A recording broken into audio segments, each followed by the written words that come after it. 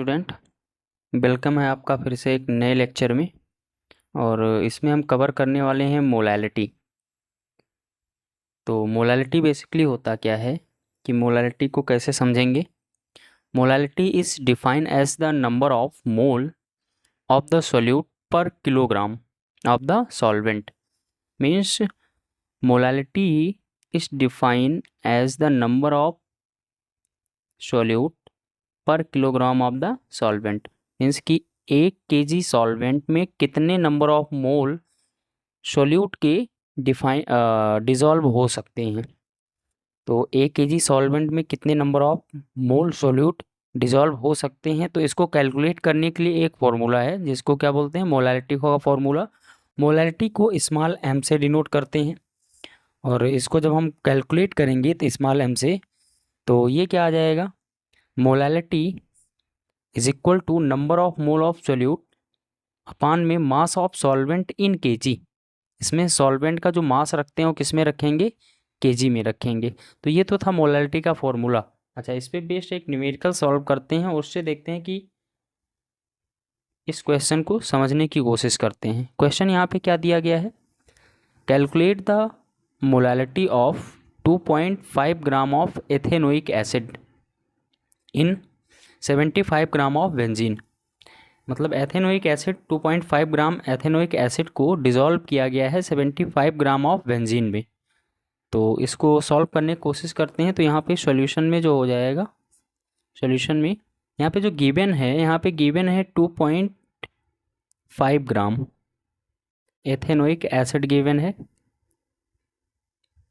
Ethanoic acid given है, और benzene 75 ग्राम given है।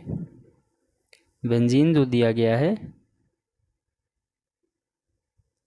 वो क्या है, 75 ग्राम है। ठीक है, तो इस क्वेश्चन को सॉल्व करने के लिए सबसे पहले हमें किस चीज़ की ज़रूरत पड़ने वाली है। अब चूंकि यहाँ पे नंबर ऑफ़ मोल कैलकुलेट करना है, तो नंबर ऑफ़ मोल कैलकुलेट करने के लिए हमें क्या, मॉलिक्यूलर मास कैलकुलेट करना पड़ेगा। तो मॉलिक्यूलर मास पहले कैलकुलेट करते हैं। तो molar mass of ethanoic acid CH3COOH। ठीक, अब इसका जब मोलर मास कैलकुलेट करेंगे तो इसका मोलर मास कितना निकल के आ जाएगा, कार्बन का होता है 12, 3 हाइड्रोजन प्लस 12, ऑक्सीजन कितने हैं 2, तो 16 मल्टीप्लाई बाई 2 और प्लस 1।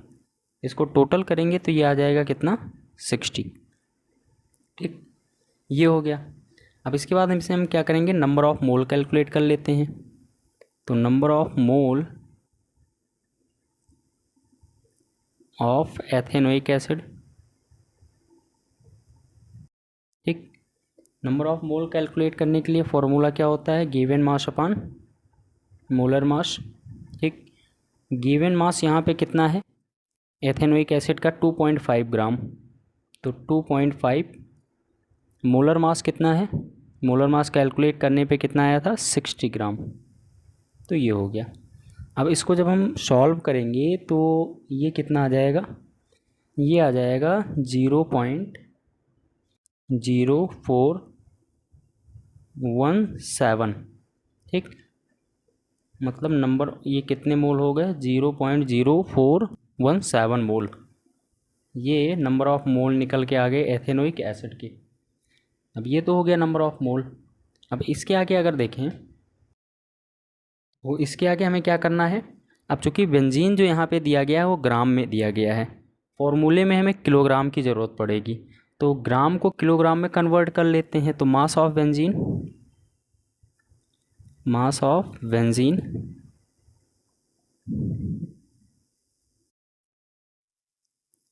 इन kg।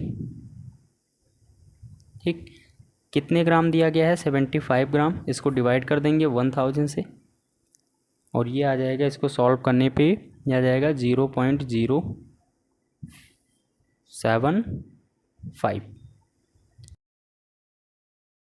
एक वैल्यू हमारे पास ये निकल के आ गई। ठीक, अब इसमें क्या करेंगे, डायरेक्ट फॉर्मूला लगाते हैं। फॉर्मूला क्या है, molality is equal to number of mole of solute number of mole of solute upon mass of solvent, mass of solvent in KG, in KG. अब देखो number of mole of solute कितना आया था, number of mole of solute ethanoic acid 0.0417 mole आए थे, ठीक। Mass of solvent, solvent मतलब benzene का मास कितना आया था, जब ग्राम से किलोग्राम में कन्वर्ट किया गया था, तो ये आया था 0.075। अब इसको पूरा ओवरऑल सॉल्व करने पे ये आ जाता है मोलैलिटी इज इक्वल टू 0.556, ठीक, मोल पर केजी, ये आ जाएगा आंसर, ठीक। तो ये था मोलैलिटी और मोलैलिटी पे बेस्ड एक न्यूमेरिकल। तो आज के लिए सिर्फ इतना ही, मिलते हैं नेक्स्ट वीडियो में। Thank you.